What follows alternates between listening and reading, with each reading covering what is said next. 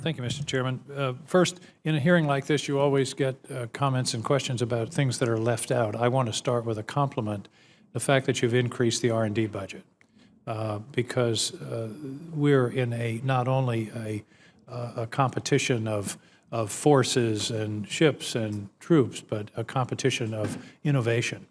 And if we're going to stay ahead in terms of the technology of future conflicts, R&D is going to be critical. Directed energy, I think, is an enormously important potential part of our naval force.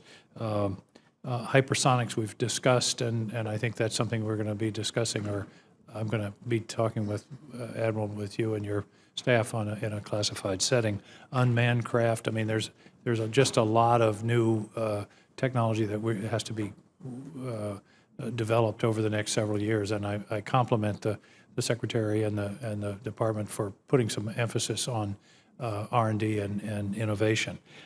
Now, for the other side of the coin, I'm concerned that we're talking about trying to get to a 350-ship Navy, or actually, Mr. Secretary, I think you've talked about a 390-ship Navy. And we're also talking about developing a new large surface combatant. And yet, in the new fit-up, we're losing 4 destroyers, which are sort of the workhorse of the surface combatants. And I'm worried about a gap. I'm worried about a fall off in not only in shipbuilding, but in the industrial base. Can you speak to that concern? Senator, thanks for the question. I think one of the problems we have this year is we have sort of a confluence of bad timing on a lot of different things. We started on this integrated force structure assessment last summer. It was delivered to me in January, and it sort of came to me after we had already completed most of the work on the 21 budget submission. So what we found in this force structure assessment is that there's a demand for a 355 plus type of scenario. And part of that 355 are large surface combatants. Yes, they are. Like DDGs. Yes, they are. Yes, they are.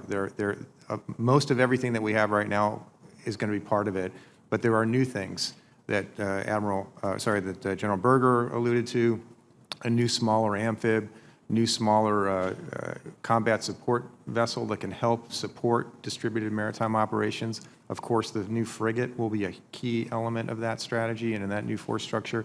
And then unmanned platforms, both undersea and above the surface, or on the surface, will be part of that future force mix. We're just in the process of trying to educate and help the Secretary understand what this might mean, and then we will move out with a strategy for how we get there. That's a challenge for us.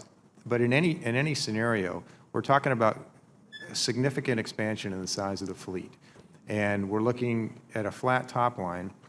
And those two, that mathematical equation is difficult for us to bridge. Well, one of the problems is that we're trying to recapitalize through operating budgets. Any other business in the world would say a 40-year asset like a Columbia-class submarine is a capital investment as opposed to a drain on current operating cash flow. And yet, that it's the bulge in the process of the modernization and the rebuilding of the nuclear deterrent that's really causing a lot of this squeeze, as I see. Admiral, do you agree with that assessment? Yes, sir, I do. The Secretary's challenged us with finding $8 billion this year in our existing budget so that we can put that towards not only shipbuilding, but all the other pillars that support it, the manpower, the weapons, the training, et cetera, so that we can increase our numbers. With respect to the legacy ships that we're looking at decommissioning, it becomes we get to a point, sir, where the return on investment, we're just not going to get the return with respect to lethality. And so some of these hulls are over 30 years old. And so numbers are important, but in the end, we'd rather have a ready, capable, lethal fleet, of course, over a larger. Lethality is the measure, not absolute numbers. I understand that. Correct. By the way, if you're talking about decommissioning ships, give them a few more years and send them to the Caribbean and the Pacific, where we can interdict some of these drug shipments. We are now interdicting 25% of the drug shipments we know of,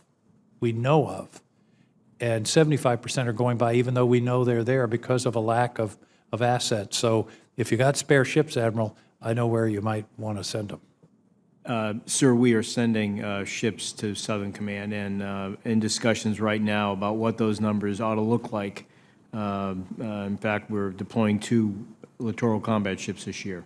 Because that's a war we're in right now, and Americans are dying in that war. Yes, sir. And I sincerely hope you and Southcom and Coast Guard can really get together and make a dent in that traffic. I'm out of time, General, but perhaps for the record, you could give me your thinking on the reduction of your end strength by 2,100 Marines, given the demands on the Marine Corps. So I'll look for that for you. Thank you. Thank you very, very much, Mr. Secretary.